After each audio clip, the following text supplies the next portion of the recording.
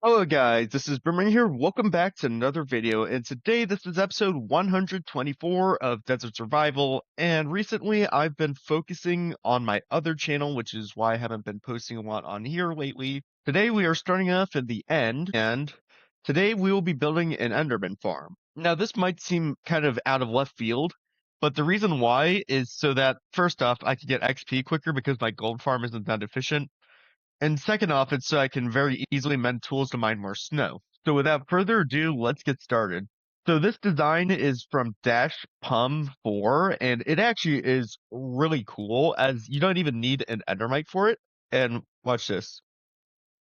These are the blocks I need. And one more water bucket that I didn't grab for whatever reason, but yeah, just ignore that. All right, we've got the water buckets in, so we've got an infinite water source. And let's get started building. So first off, like with the normal Enderman farm, we need to get to Y0, so we just drop a bucket of water like this, and then we build down with leaves until we get to the very bottom of the stream. No, no, no, no, no! Oh my God. How did I even do that? That's the last block. Just make a little platform there.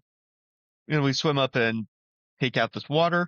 And from here, we have to go 128 blocks out, but there's a tiny bit of land which pokes out a bit further. This side was the closest side to having a part of the land at the center poking out the furthest, which is why I chose it. But these 28 blocks should be able to poke us further out than the rest of the land. And yep, it does. So let's just grab two stacks of blocks and then just go straight out that way. We are 128 blocks out, and now we just need to fill in all of these leaf blocks with water. This will be absolutely lovely. We've got this entire area filled up with water. So I'm pretty sure the reason why we do this is because Enderman, even though they can't spawn in leaves, they can teleport to leaves. So the water logging basically makes it they can't teleport.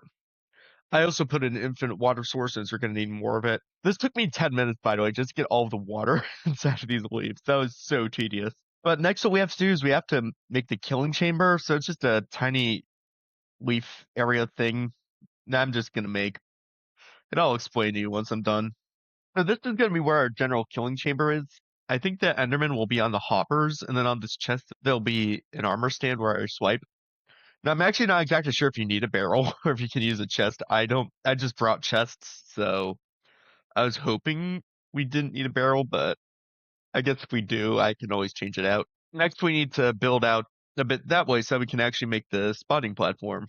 All right, this is the spawning platform. So as you can see, there are some slabs facing up. Right here, there are 18 of them, and then there's all of these leaves around. So actually, these leaves are to enable pack spawning of Enderman. So one spawns on the slabs and the rest spawn on the leaves. It's just some sort of technical thing.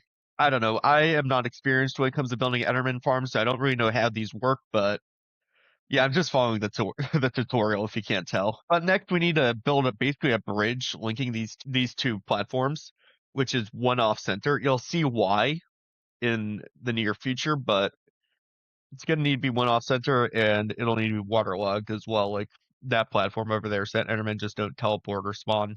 Now you can see I put in the staircase. It is one block to the right, I guess, from here.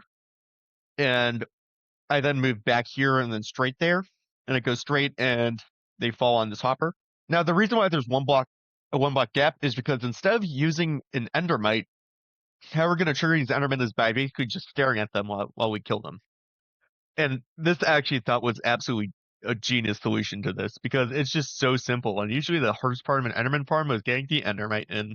And now the farm is done, so I've got the pathway in, as you can see, with water. I've waterlogged also the top of this so that Endermen don't spawn on top of us while we're using it. And we've got just the nitty-gritty, and we've got this armor stand in so that we can hit the Endermen here, and also we've got the trapdoors. The tutorial used wooden, although I decided to use iron so I didn't accidentally flick them while I was hitting the Enderman. But let's give it a try then, shall we? Oh wait, there's block I need to remove still. Let's give it a try. So we look at the Enderman. They run towards us. Something went wrong.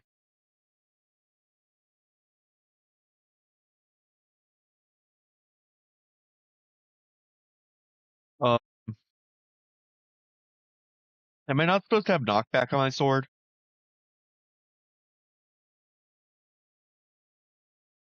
That actually could be it.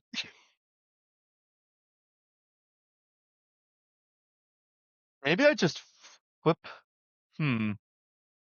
No, that won't work either if I flip the trapdoors. But this does seem to be working even without an armor stand, which is kind of funny.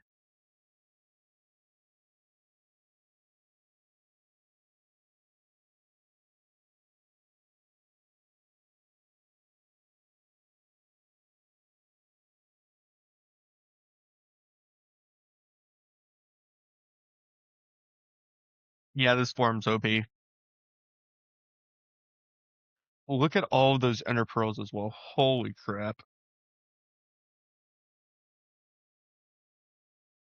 Let's just end it. And the nice part is that if we want to end it, we just look away from the Enderman. It's easy as that. Oh yeah.